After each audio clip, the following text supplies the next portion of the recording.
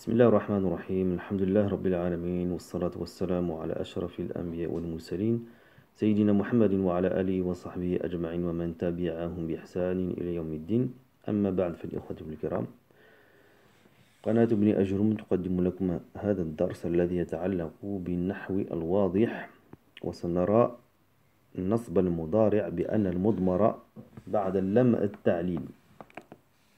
إذن الأمثلة: جلست لأستريح، جلست لأن أستريح، حضرت لأعود المريض، حضرت لأن أعود المريض، يجتهد الطالب لينجح، يجتهد الطالب لأن ينجح،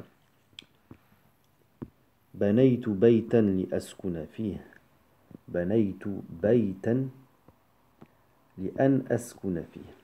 انظر إلى الأفعال المضارعة في الأمثلة القسم الأول. Donc regarde les verbes au présent dans la première partie. جلست لأستريح, je me suis assis pour me reposer. حضرت لأعود المريض, donc je suis venu pour visiter le malade. يجتهد الطالب لينجح, donc l'étudiant fait des efforts pour qu'il réussisse. بنيت بيتا لأسكن فيه, j'ai construit une maison pour habiter dedans. تجد كل منها مسبوقا باللم تفيد أن ما بعدها علة. Donc toutes ces phrases-là, ils sont précédés d'un lam. جلست لأستريح تفيد أن ما بعدها علة. Donc elle indique que ce qui vient après le lam, c'est une cause. جلست لأستريح, je me suis assis pour me reposer.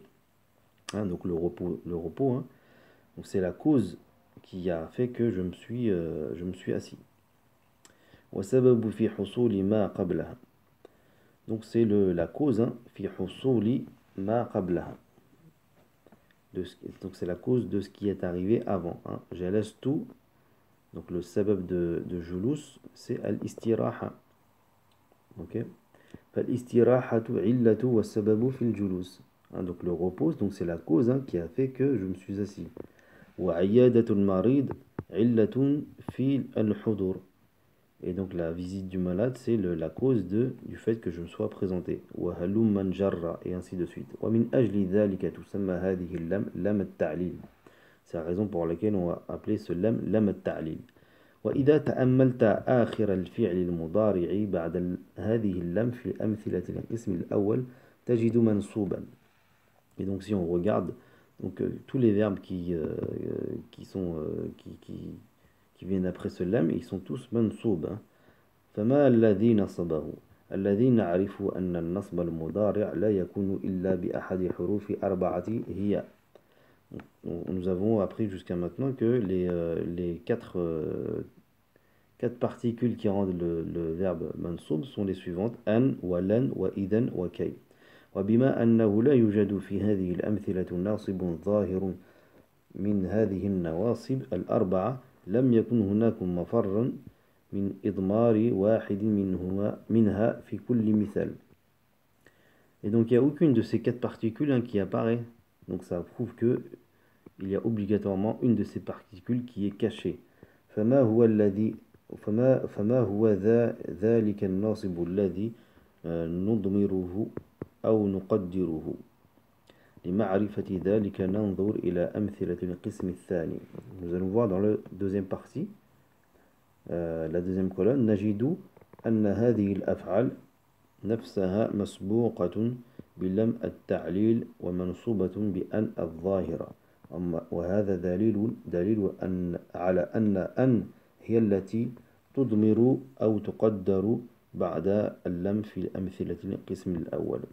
Et on voit en fait dans la deuxième colonne que le n qui était caché, la particule qui a été cachée dans la première colonne, c'est n en fait. Parce qu'on peut dire جلست لأن أستريح, حضرت لأن أعود المريض, يجتهد الطالب لأن يجتهد. Ok. ولماذا كانت أن الناصبة للفعل المضارع تظهر بعد اللام التعليل تارة وتضمر تارة أخرى. Et donc en fait ce an, il apparaît des fois et il disparaît, il est caché.